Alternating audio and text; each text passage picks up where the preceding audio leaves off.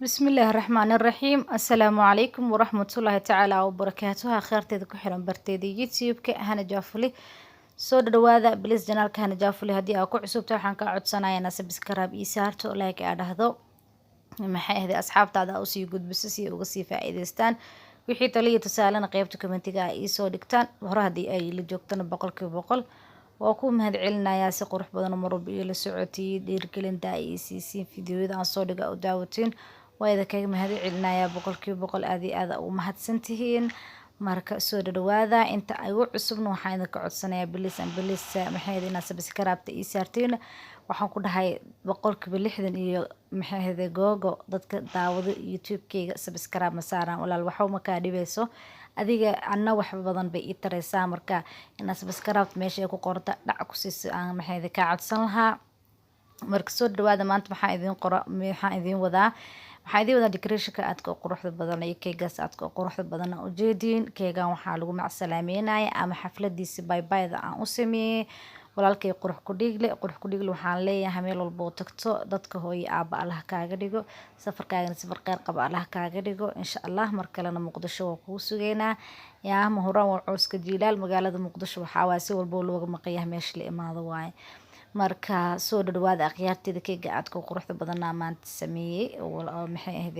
decoration-kiisa wato oo cupcakes-kiisa wato oo waxaan ku dhagalaa sidiisa sweets-ka ahaa wato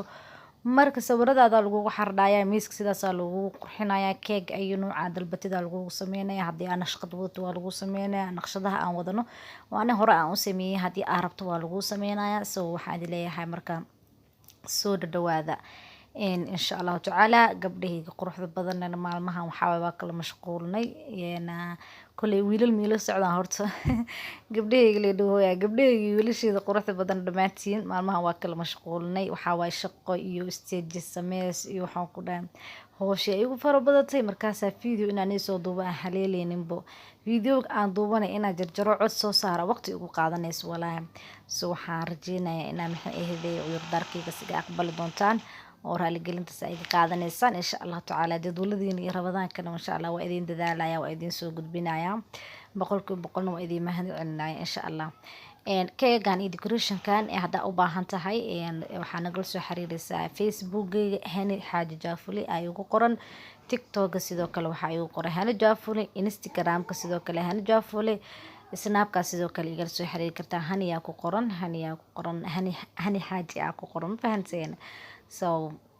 meelahaas ay soo wici kartiin marka u jeedin ashqaraarka meeshaan ka jiro decoration-ka aadka quruxda badan ayaa keega saan ah laba dabaq ah u maleysiino afar dabaq yahay oo isku dul dhacsaneen oo maxay ahayd maasha Allah tabarakallah soo jiidasho leh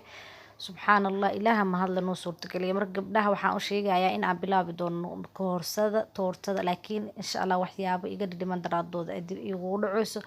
maahna mar hore idin bilaabi lahay waxyaabo muhiim iyagu ah in idin soo galiyo idin kugu soo gudbiyo ayga maqan alaabtaas maasha Allah mar dhow rajeynaya marka ii imaato oo maxay ilaahay gacanteeda soo galiyo waa idin bilaabaya iyo soo duceeyay insha Allah tacaala